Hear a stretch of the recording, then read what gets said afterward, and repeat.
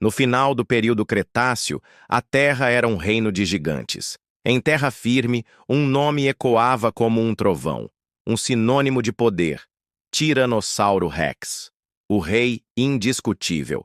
Mas o nosso planeta é um mundo de água, e enquanto o T-Rex dominava os continentes, uma sombra se movia sob as ondas. Uma força da natureza tão ou mais aterrorizante que governava mais de 70% do globo. Este é o monstro que assombrava os pesadelos de todas as criaturas marinhas. E como o título deste vídeo promete, um monstro que podia arrastar até mesmo os senhores da terra para um túmulo de água salgada. Mas aqui está o primeiro segredo que vamos revelar. Essa criatura não era um dinossauro. Prepare-se para conhecer o verdadeiro soberano do Cretáceo. Prepare-se para conhecer o Mosasauro. Se ele não era um dinossauro, o que ele era? Imagine um lagarto. Agora, dê a ele o tamanho de um ônibus e solte-o no oceano. Os mosassauros eram répteis marinhos, parentes próximos dos lagartos monitores de hoje. A natureza, precisando de um predador marinho de topo, pegou um lagarto terrestre e o esculpiu, ao longo de milhões de anos, na máquina de matar mais eficiente que os oceanos já tinham visto. Seu corpo era longo e hidrodinâmico, suas patas se transformaram em nadadeiras, e sua cauda larga e poderosa gerava uma propulsão explosiva, permitindo que ele emboscasse presas como um torpedo biológico.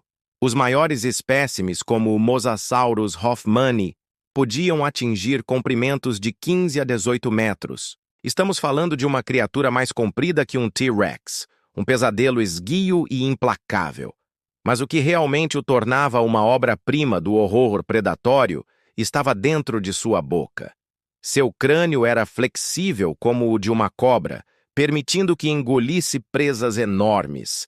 Seus dentes eram cônicos e recurvados, projetados para agarrar e não soltar mais. Uma vez que a presa era abocanhada, não havia escapatória.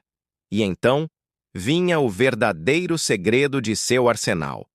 Dentro de sua garganta, no céu da boca, o mosassauro possuía uma segunda fileira de dentes. Um conjunto extra de presas, conhecido como dentes pterigoides, que funcionava como uma mandíbula interna. Imagine a cena. A presa, já capturada pelas mandíbulas principais, era então engatada por essa segunda boca, que se movia para frente e para trás, de forma independente, puxando a vítima agonizante para dentro do esôfago, centímetro por centímetro. Era um sistema de esteira rolante para o inferno. Não importava o quão forte a presa fosse. Uma vez capturada, ela só tinha uma direção a seguir: para dentro. Então, como uma criatura assim caçava? O mosassauro era um caçador de emboscada. Usando as águas mais escuras das profundezas como seu esconderijo, ele esperava.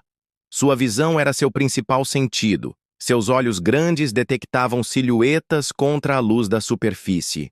Quando uma presa desavisada passava por cima, um peixe gigante, um tubarão antigo ou outro réptil marinho, o ataque era súbito e vertical.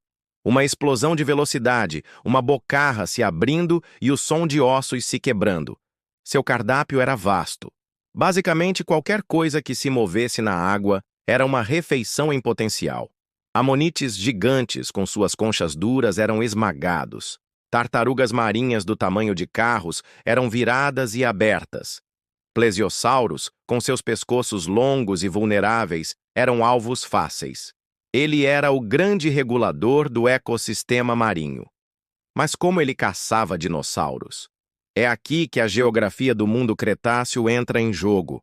O nível dos mares era muito mais alto, e um grande mar interior dividia a América do Norte em duas, criando milhares de quilômetros de novas costas e pântanos. Dinossauros como hadrossauros que viviam nessas costas, às vezes se arriscavam demais na beira da água para beber.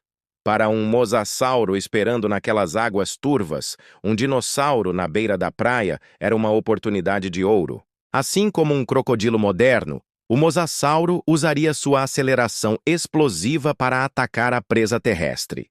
Um dinossauro, mesmo um grande, estaria completamente fora de seu elemento na água, tornando-se uma presa desajeitada e fácil para o mestre daquele domínio. Fósseis com ossos de dinossauros em seus estômagos provam que isso acontecia.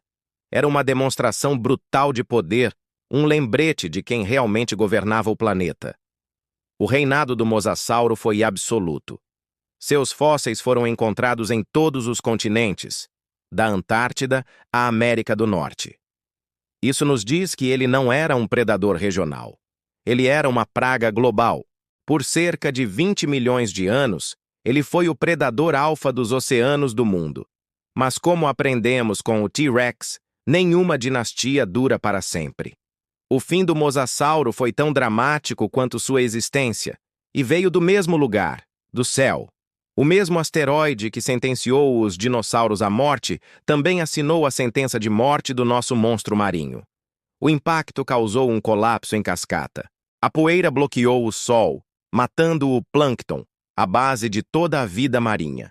Sem plâncton, os amonites e peixes pequenos morreram.